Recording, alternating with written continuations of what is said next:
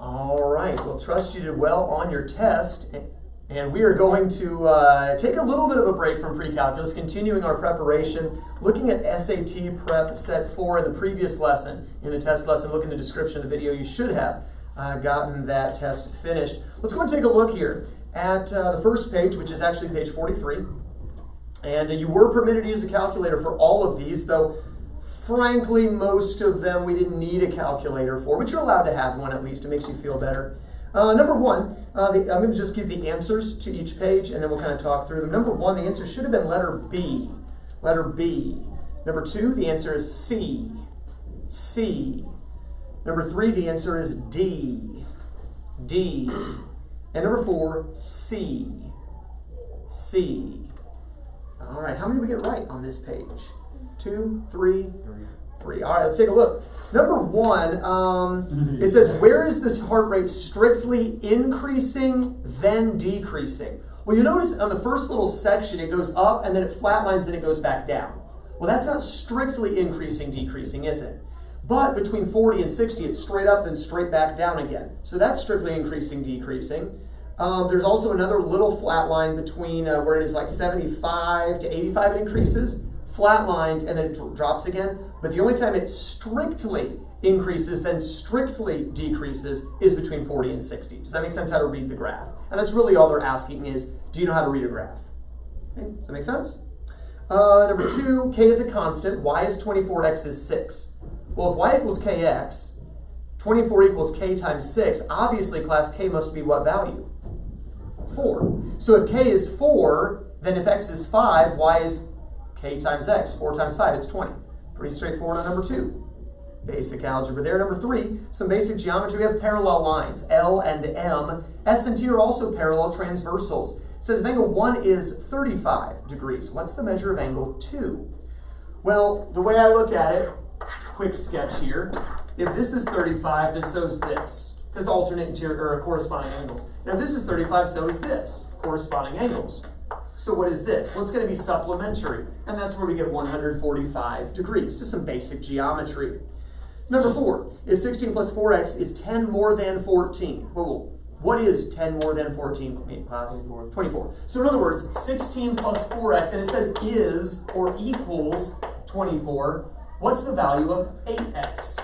Well, let's find x first of all. Subtract 16 away, class, to get 8. And if 4x equals 8, then x equals 2, so what's 8x? 16. Does that make sense? Questions on the first page. Felt like that was a pretty straightforward page compared to what's coming. All right, let's look at page 2, just 2 problems. Number 5 is something that we talk about now in pre-algebra that I don't think they talked about when you were in pre-algebra. But what we have here is called a scatter plot. And basically, on a scatter plot, every data point just gets a dot.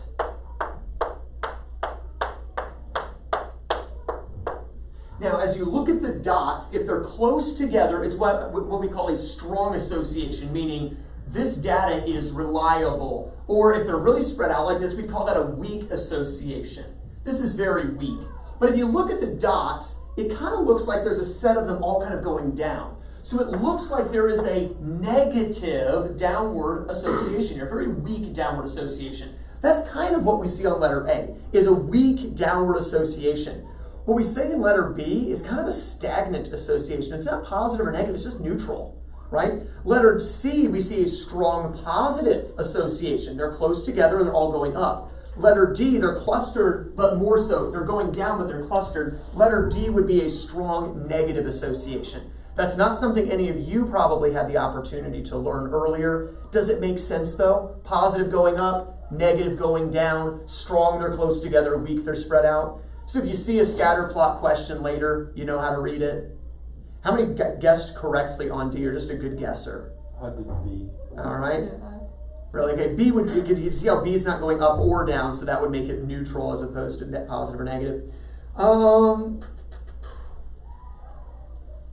Here, honestly, you go back to on number 6, you go back to your pre-algebra days with King Henry. Remember King Henry died unexpectedly drinking chocolate milk? You're basically trying to say how many 1 milligram doses are there in a 2 decagram container. So you're just converting 2 decagrams into milligrams. Well, if King Henry died unexpectedly drinking chocolate milk, you're going from deca, boink, boink, boink, boink, to milli. Move the decimal 4 places, you get 20,000, letter D. 20,000. Again, that's pre-algebra as well. So both questions, current day pre-algebra. For you guys, only number 6 was pre-algebra. Questions on those? Anyone get number 6 correct? Okay, good. All of you got King Henry in there. I did too. All right, number 7. We got another graph. Can you read a graph? That's the question. Rooftops with solar panel installations, 5 cities. Total number of installations is 27,500. Okay, that's total. Now I see that A is 9, B goes up to 5, C goes up to 6, D goes up to 4, and E goes up to 3.5, it looks like. So the total numbers represented here look to be about 27.5, right? Or we could say 27.5. But remember, they said there were 27,500 installations. What would we have to multiply this to get 27,500? We'd have to multiply by 1,000. We'd have to move the decimal 3 times, correct? So apparently, this axis should say number of installation in thousands. Make sense? Or push come to shove, you on your calculator take 27,500, which was the total, and divide by the 27.5, and it'll give you 1,000. Okay, so a couple ways to do that one. Number 8. I'm sorry? C. Oh, sorry, yes. Number 7 is letter C. There we go. And number 8 is letter D, by the way. Number 8 is letter D. And it says, for what value of n is the absolute value of n plus 1 plus 1, or n minus 1 plus 1 equal to 0? Well, think about it. When you take the absolute value, you always get what kind of number? Positive. A positive. And if you add 1 to a positive, you always get a positive. Could a positive plus a positive ever equal 0? So they were just checking to see, do you know what absolute value means? If you do, then you realize there's no such value of n. Did we get letter D for number 8? And then I forgot to ask, how many got C for number 7? All right, so pretty good on this page. All right, page 46.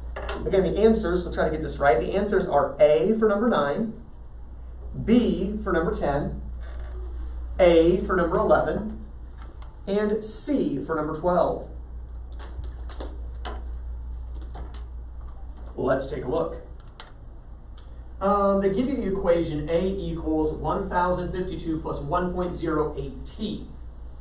And then it gives you a blah, blah, blah that you don't even want to bother reading. And then it says, which of the following expresses air temperature in terms of speed of sound wave? Basically, I just look at all the answers and notice all of them say T equals, right? So if you want to get T by itself, you would subtract the 1,052 and you divide away the 1.08, which is letter A. Make sense? Number 10. It says, at which of the air temperatures would the speed of the sound wave be closest to 1,000 feet per second? So again, I'm looking up here, A is the speed, T is the temperature. So what temperature would give you 1,000 for the A?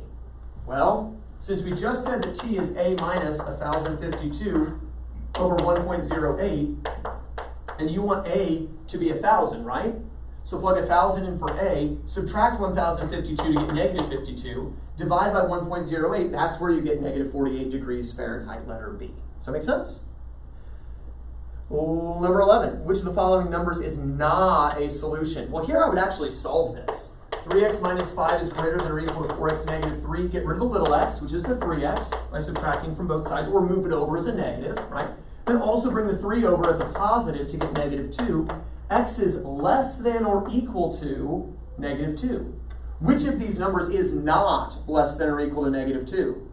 Negative 1. So letter A is the correct answer. Does that make sense? And number 12, we got this histogram going back to your pre-algebra days. Which of the following is closest to the average or arithmetic mean number of seeds per apple? I'll be honest with you. On something like this, what's the middle number on the whole shebang?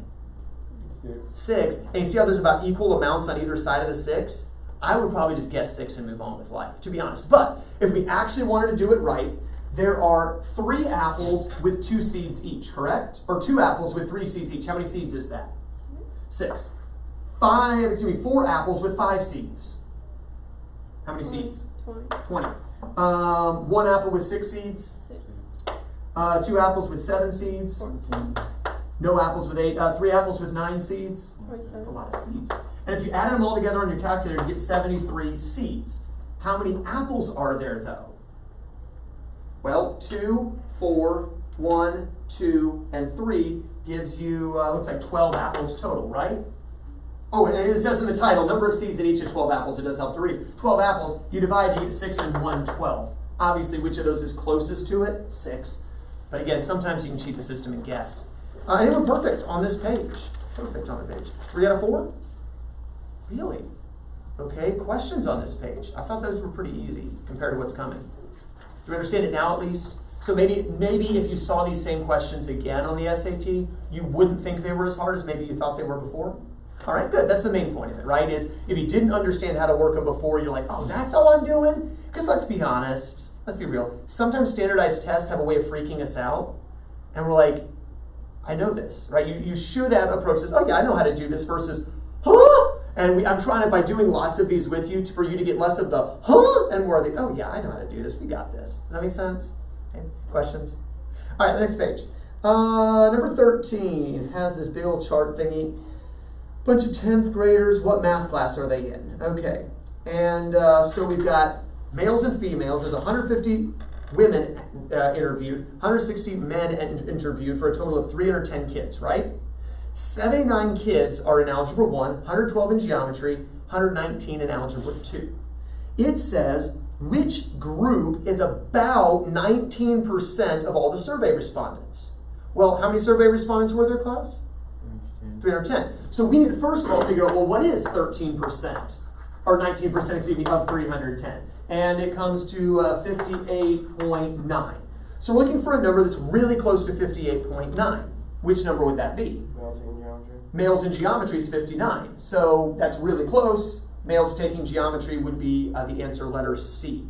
Letter C. Now, females taking algebra 2 is pretty close at 50, or excuse me, males taking algebra 2 is pretty close at 57, but that wasn't an option anyway. And the closest, of course, would be 59. Males in geometry, how many had that? Good. And then lengths of fishes. Okay, so this is literally just a list of all 21 fish that were caught.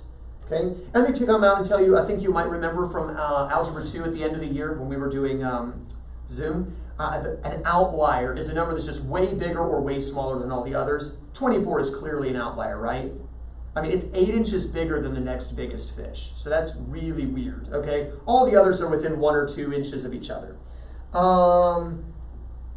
It says of the mean, median, and range, which would change the most if the 24-inch measurement were removed from the data? Well, remember, when we talked about this in Algebra 2, I said the mean is very easily affected by an outlier. For instance, if you looked at the mean income of Americans, because there are people who make billions, it would seem that the average American is making $70,000 or $80,000 a year. That's not true. Most Americans are not making that much. So instead, what we look at is a number that doesn't really deviate much if a big number is introduced or removed, and that would be the median, the actual middle number, which is around 35,000, which is a lot more what most people in America make.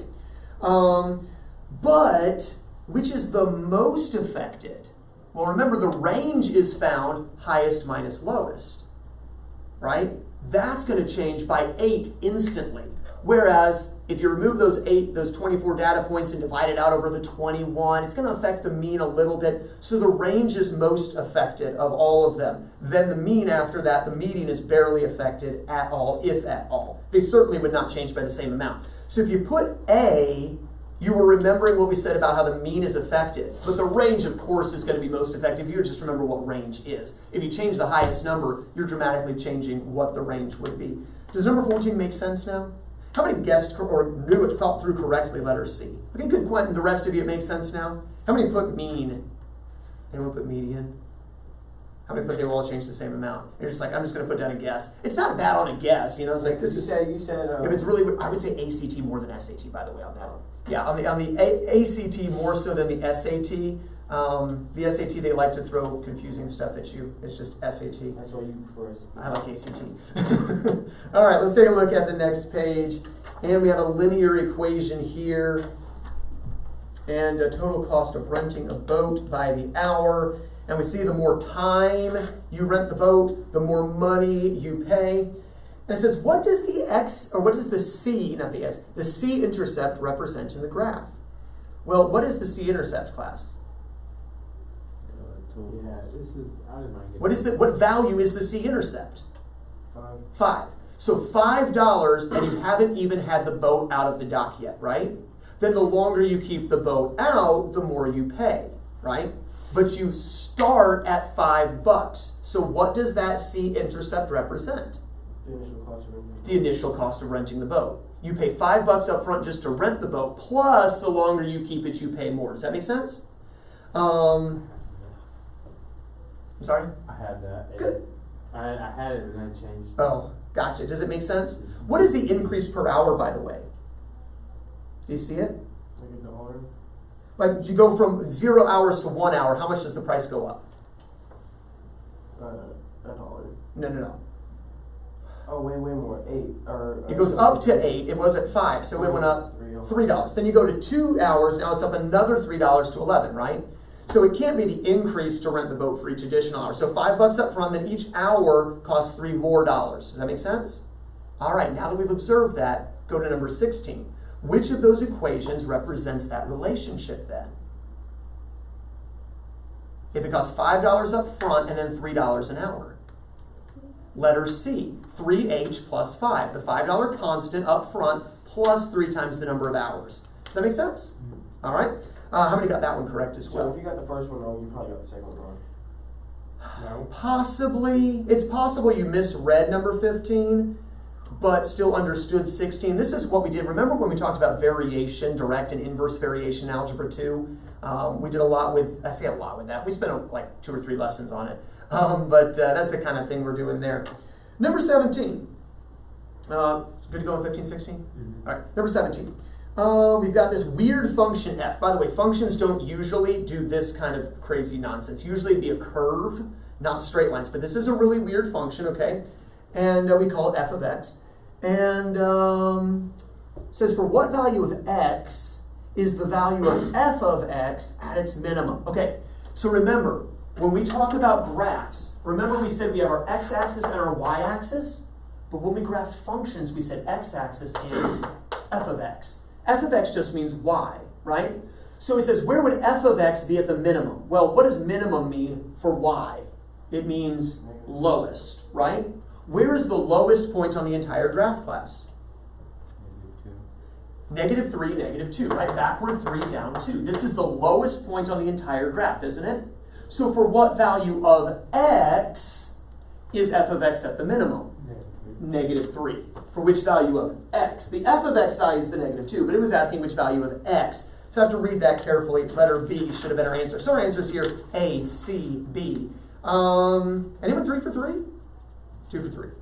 All right, questions? All right. Let's see. Y is less than -x plus a. Y is bigger than x plus b. So therefore, this is just an initial observation. If y is bigger than x plus b, then x plus b must be pretty small. And since y is smaller than -x plus a, -x plus a must be pretty big, right? So this is the big, that's the small, and y is kind of in the middle of all of it. Does that make sense? They didn't write it as a compound inequality. X plus b is less than y is less than -x plus a. But that's really what they had. If you look at those two things, this is what we could have written. And if you take out the middleman, that's what we've got. It says, if 0, 0 is a solution, which of the following relationships must be true? If 0, 0 is a solution, then I could basically take out 0. Okay. Now I'm beginning to reread this. Okay, 0 is less than -x plus a. 0 is less than 0 plus a. 0 is greater than 0 plus b. So 0 is less than a, and 0 is greater than b. So a is bigger than b. So letter A. And I guess, frankly, even if you just put the zeros in for the x's, you would still get the same thing. But that actually, this is more the direction we wanted to go, was this here, plugging in the 0, 0. But it's still true that x plus b is less than -x plus a. I just didn't need to state that. Yeah, I actually did that on my work here when I'm looking at it. That was the initial direction I started. And then I realized, well, that's not helping. So then I actually read the problem. I have a bad habit of not wanting to read the problem. How many of you, like, you put something together, you don't want to read the directions, or you get a new phone, you don't look at that user manual. Are you kidding me? No, you got to figure it out yourself. I mean, like that. Yeah, sometimes it gets you in trouble. So I just would have, if I were taking this test, I would have wasted about 30 seconds thinking through all of this, only to realize that's no help. Number 19. So letter A is the answer. How many had letter A? You figured it out? Okay. All right, number 19. Food truck sells salads for $6.50 each, drinks for $2 each. 209 salads and drinks. They made 836. Okay, this is a system of equations. We could represent salads class as S and drinks as D if we wanted to, right? Or X and Y, but let's go with S and D because it's more fun. So $6.50 for a salad, $2 for a drink. I'm going to go 6.5 instead of 0.50. And if they charge $6.50 a salad and $2 a drink, they make, this is money, this is, if I can write it correctly, money. Make sense? This is the number of salads we don't know. This is the number of drinks we don't know. And we know total there were 209 salads and drinks. How many did a system of equations like this? I kind of did it in my head. All right. So here, I would multiply the bottom maybe by a 2. And I would change all the signs. And I would get 4.5 salads is equal to 418.50. And I would divide away the 4.5 on my calculator, and I would get 93 salads? Yep. Yep, letter B. All right, questions on that? I think right. Answer for salad. Well, it depends. Like if you go to Zaxby's, their salads are like $8 or $9, but they're really good salads, so I'm willing to pay the $8 or $9. You buy salad from a fast food restaurant? What? You buy salad from Zaxby's? From Zaxby's, yes, because their salads are good. Now, McDonald's salad, they're not salads. Salads, maybe not so much, but yeah, Chick-fil-A salad, I don't know. So the answer for number 19 was... Yes, I'm sorry. So answers were A, B for page 49, numbers 18 and 19. A and B, the answers. But again, the system like this, and I would make sure the system was written down if you didn't already have it. Yes, sir. All right. Yes. Questions? All right. Page 50. Read it for us while I get a drink, Jamie. I bought a laptop computer at a store that gave a 20% discount off its original price. The total amount she paid to the cashier was $80, including an 8% sales tax on the discounted price. Which of the following represents the original price of the computer in terms of fees? Okay. So the original price of the computer is, we don't know. She only paid P. Okay, so she pays P. Let's use a letter for the original price. What's a letter we could use to represent original price? RP. X is original price, and P is what she paid, right? Now she didn't pay the original price, did she? She got 20% off. So what percent did she pay? 80%. So what she paid was 80% of X, or we'd write this as a decimal class, 0.8.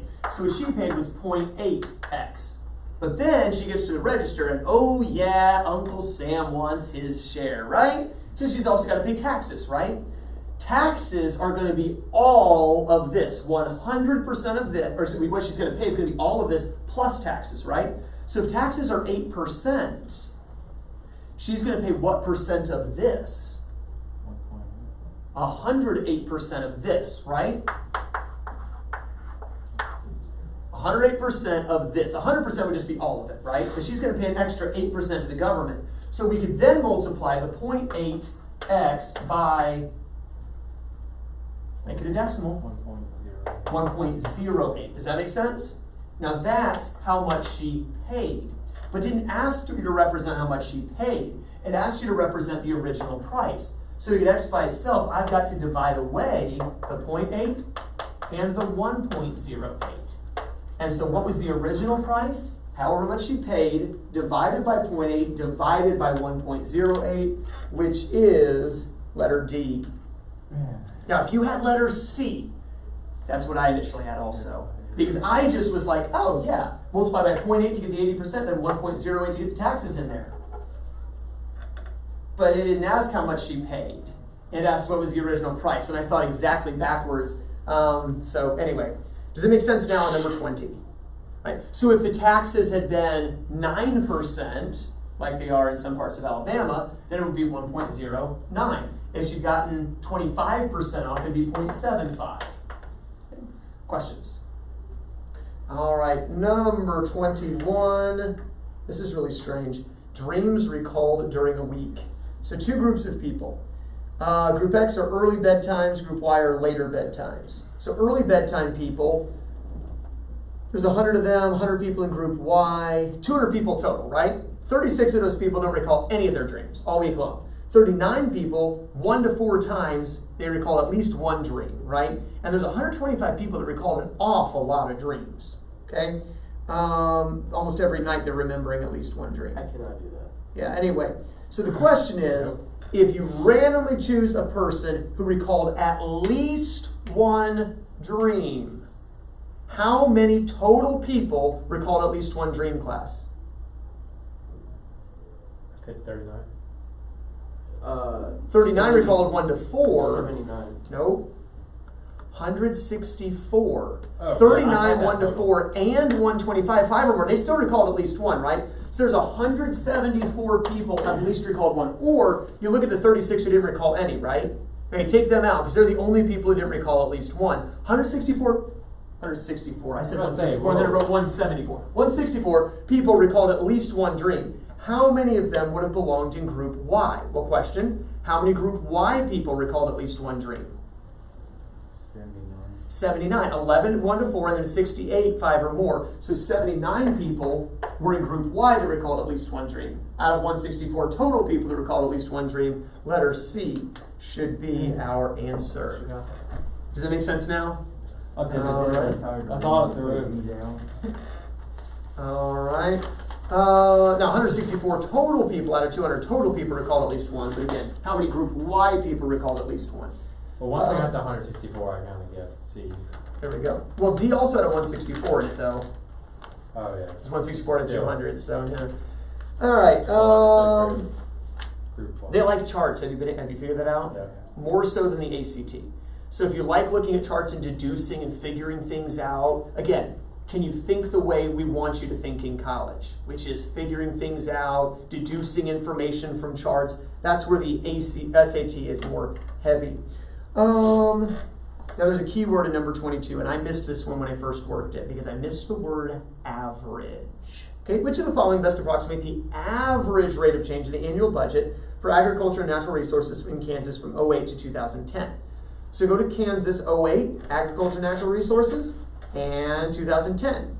About how big of a jump was there in the budget? About 130,000, right? And notice it does say at the bottom, this is the annual budget in thousands of dollars. So it goes about about $130 million difference, right? Which is what I put for my answer. But this is over 2 years. And it wanted the average change. So we have to divide this total change by 2, and the correct answer is actually letter B, $65 million a year. And that ticked me off, because I didn't see the word average. And I was like, agriculture, natural resources, the change. Boom, got this, 130 million, let's go. Gotta read. Yeah, go to 1600. I know, just like that. Number 23. Which program ratio of 07 to 2010 is closest to human resources 07 to 210 budget? All right, so go to human resources 07 to 210. Do you see how 07 is about 4 million thousand and 2010 is about 6 million thousand? So it's about 4 to 6. Does that make sense? Which, if you reduced it, would be 2 to 3. Right, so that's about the ratio of human resources. Is there another one that's about 2 to 3, 07 to 2010?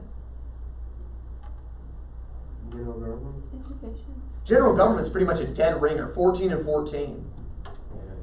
Education's about 2 to 3, right? So education is the correct answer there. Public safety is more bigger gap than that. Highways transportation is barely an increase. Agriculture is barely an increase, but yeah, I'd say education is pretty much the same ratio. Does that make sense on 22, 23, how to read the chart? All right, hey, something without a chart. And here we go with a circle. You should recall when we talked about the ACT, I told you if you want the general equation of a circle that is at the origin with a radius of r, it's going to be x squared plus y squared equals r squared. The SAT is not as kind to you, typically. What they'll do is they'll shift the circle. And instead of the circle being centered at the origin, now the circle is centered at 0, 4. So over nothing, up 4. That's going to change some things. So what we're going to have to do on this circle, and you might want to jot this down, is we're going to take the basic equation, x squared plus y squared equals r squared, and we're going to subtract whatever x value we have. Well, the x value is 0, so it's still x squared. We're going to take our y, but we're going to subtract whatever y value we have. Well, that's a y minus 4 squared. And we're going to have to figure the radius, considering it goes to some point 4/3, 5.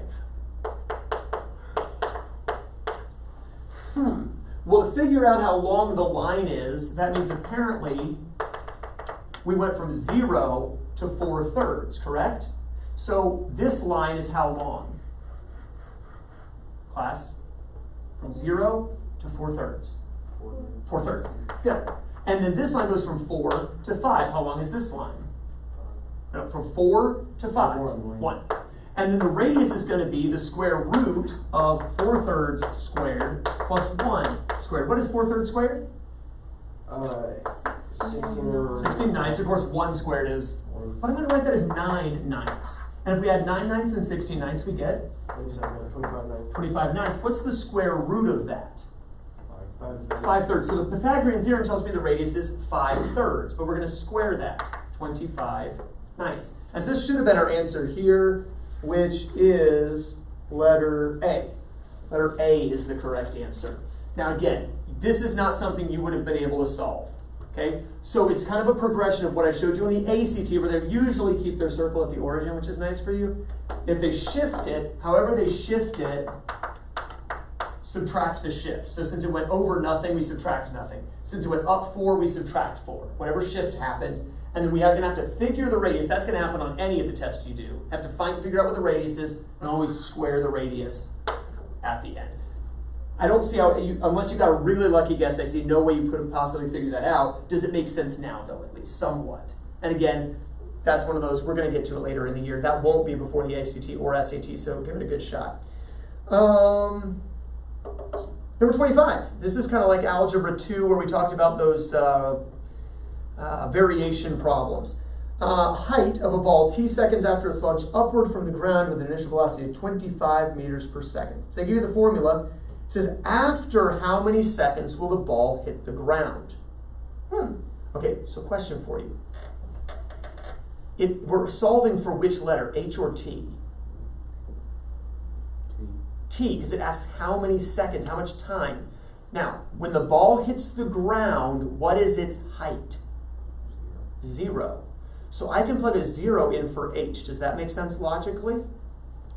So I can say that 0 equals negative 4.9 t squared plus 25t. Does that make sense? And now I'm solving a quadratic equation. Let's factor. I can pull out a t to get negative 4.9t plus 25. And then I can set each factor equal to 0. So t equals 0. What this means is when the time is nothing, it's 0, it's on the ground still. Well, yeah, of course, before you launch it, it's still sitting on the ground. What we're more interested in is this one. Set this equal to 0. Bring the negative 4.9t over to get 25 equals 4.9t. Basically, what number is this? 5. And if you divide 5 from both sides, you basically get 5. It's going to be a little bigger than 5, like 5.1-ish. Okay? But which of those numbers is closest? D. Letter D. Okay. So yeah, the key there was to think, wait, if it's hitting the ground, the H is 0. Oh, it's a quadratic set equal to 0. Factor and kind of go from there. Does that make sense? Questions? Number 26. And we're not going to have time to finish all of this, so we'll continue more of this in our next lesson. Catarrhina botanist, pear trees, type A trees, 20% more pears than B trees. Type A produced 144. Okay, so pre-algebra. 144 is type A, and that's 120% of, or 20% more than B, correct? A is 20% more than B, and A is 144. Is means equals, 120% more than is 120%, or 1.20, times B. How would I solve for the number of B pair trees? Or pairs produced by pair B trees?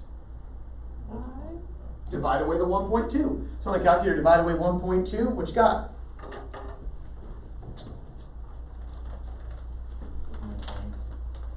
And there's your answer, letter B. Which is fitting since it was type B trees, I guess. But anyway, that's not why they did it, I'm sure. So that just goes back to pre-algebra. We actually were just working on problems like those in pre-algebra. I just took a test over it. It's been a while for you guys, though, hasn't it? Does it make sense now? All right, number 27. Square field is 10 meters by 10 meters. All right, how big is the field? Yeah, how big is it? 100 square meters, right? So we got a 100 meter square field. That's our area. All right. 10 students mark off a randomly selected region. Each region is square and has side lengths of 1 meter. No regions overlap. Okay, so if it's 100 square meters and 10 kids are going to each take a little section 1 meter by 1 meter, how big is that section if it's 1 meter by 1 meter?